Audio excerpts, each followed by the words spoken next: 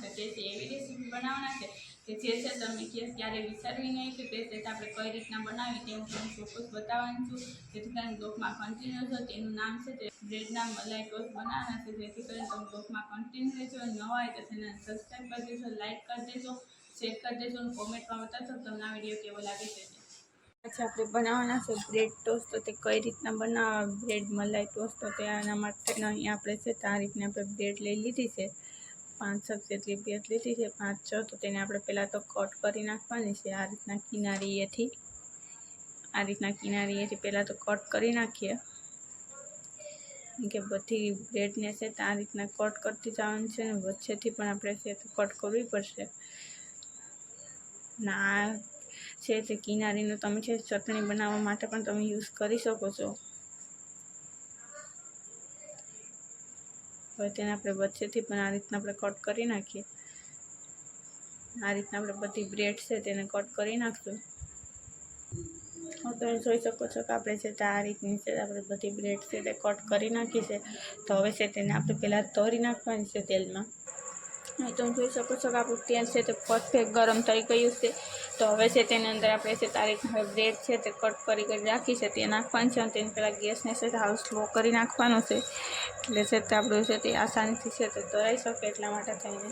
હવે તેને આપણે આ રીતના આપણે છે તળવા દેવાની છે આ રીતના, અને તેને આપણે પલટાવી જવાની છે, એટલે છે તેને આપણે ગોલ્ડન કલર થાય છે ત્યાં સુધી તેને રહેવા દેવાની છે આ રીતના તેલમાં જ। તમે જોઈ શકો છો કે આ આપણે છે તે બનતા કંઈ સાચી વારે નથી લાગતી અને ફટાફટ બની જાય છે, એટલે બ્રેડ મલાઈ ટોસ્ટ બની જાય છે। તે તમે ક્યારેય નહીં ખાતા હો તેવા જ બને છે, જેથી કરીને બ્લોગમાં કન્ટિન્યુ રહેજો। અને તેને આ રીતના આપણે ફેરવતા જવાના છે, ચાલુ જ રાખવાના, એટલે છે તે ફટાફટ છે તે ચડી જશે।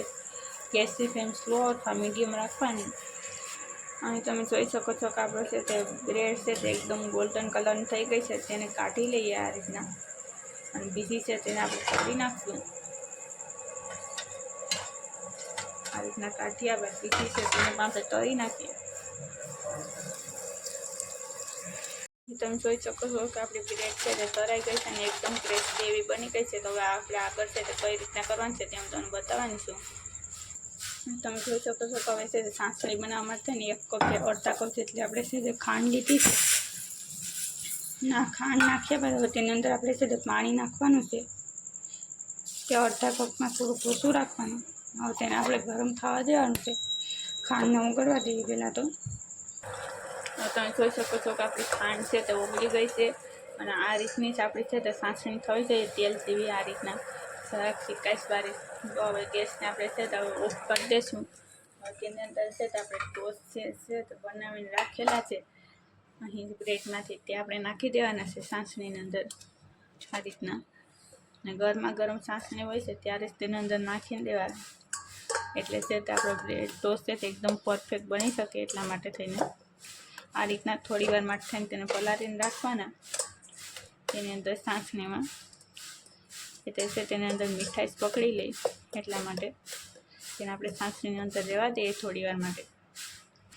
તેને આપણે છે તે આ રીતના સાસણીની અંદર પરફેક્ટ મિક્સ થઈ ગયા હોય છે તો આપણે ટોસ્ટ તો તેને આપણે છે તે તળી લેવાના છે। જો તમે તેને છે તે આપણે છે તો પહેલાં સાસણી કરીને પછી તેની અંદર તમે આ ટોસ્ટ નાખો છો તો પણ ચાલે છે, જેમ કે ત્યારે નાખો છો તો છે તે વહેલા છે તે આ સાસણી છે તેમાં એબ્સોર્બ થઈ શકે છે, અને બાકી આ રીતના કરો છો તો પણ ચાલે, આમાં થોડીક વાર લાગે છે। આ રીતના આપણે બધા ટોસ્ટને છે તે બનાવી નાખીએ સાસણીવાળા। તમે જોઈ શકો છો કે આપણે છે તે બધા છે તે સાસણીવાળા કરી નાખ્યા છે ટોસ્ટને। તો હવે છે તેને આપણે છે સૂકવવા દેવાના છે થોડી વાર માટે થઈને, ત્યાં સુધી આપણે આગળની પ્રોસેસ કરી નાખીએ। હવે તમે જોઈ શકો છો કે આપણે જે આ સાસણી બનાવીને રાખી હતી તેની અંદરથી આપણે જે ટોસ્ટને પલાળ્યા છે તે સાસણીના અંદર હવે આપણે છે તે નાખી દેવાનું છે। તે છે આપણે દૂધ નાખી દઈશું, અને આપણે 1 કપ જેટલું આપણે દૂધ લીધું છે તે નાખી દઈએ। હવે તેને ગરમ થવા દઈશું પહેલાં તો, એટલે ગરમ થશે એટલે છે તે સાસણી અંદર મિક્સ થઈ જશે, અને તોય છતાં એવું લાગે છે તો તમે છે તેની અંદર છે તે ખાંડ પણ એડ કરી શકો છો, બેસિકલી અથવા ખાંડને એમને તમે એડ કરી શકો છો, મતલબમાં કે આપણું દૂધ છે તે એકદમ મીઠું થઈ જવાનું છે, કેમ કે આપણે તો બ્રેડ મલાઈ ટોસ્ટ બનાવવાના છે એટલા માટે થઈને આપણે છે તો મલાઈ બનાવવી જરૂરી છે. આ રીતના આપણે મલાઈ બનાવી નાખશું અને આપણું દૂધ છે તે સારી રીતના ઉકળી ગયું છે તો તેની અંદર આપણે છે તો કોર્નફ્લોર પાવડર આવે છે તે નાખવાનું છે.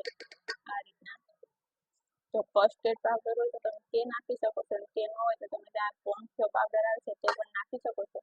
અને તે નાખ્યા બાદ તેને આપણે સારી રીતના મિક્સ કરી નાખવાનું છે આ રીતે. અને મિક્સ કર્યા બાદ તેની અંદર આપણે નાખવાનું છે તે છે આપણે છે તો મિલ્ક પાવડર આવે છે દૂધનો તે જ આપણે લીધો છે તે પણ નાખી દઈશું આ રીતે.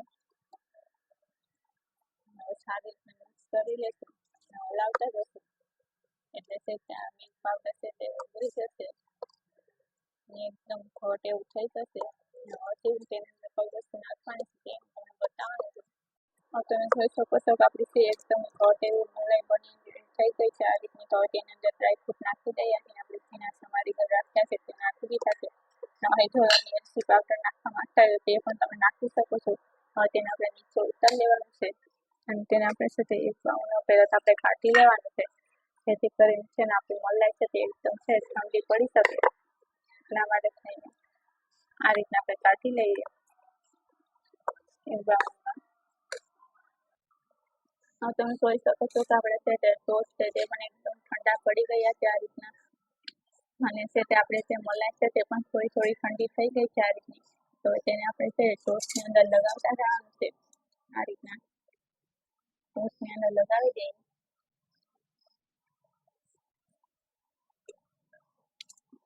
કેમ કે જો આપણે આ રીતના ટોસ્ટની અંદર લગાડશું કેમ કે આપણે મલાઈ ટોસ્ટ બનાવવાના છે બ્રેડ મલાઈ ટોસ્ટ એટલા માટે થઈને.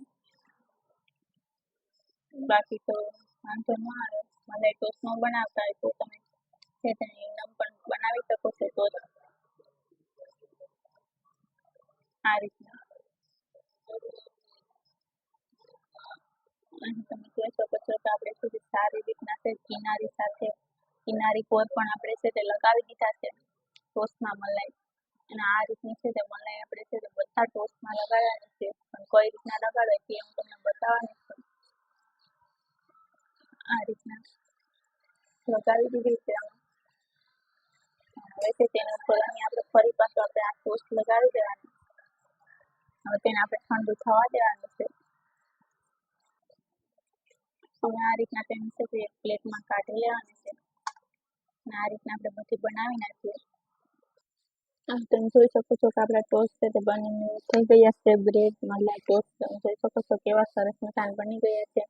અંદર મલાઈ વાળા અને છે તે ઉપરથી છે જે ટોસ્ટ આપણે જે હોય છે બજારમાં મળે છે તેવા ટોસ્ટ બન્યા છે.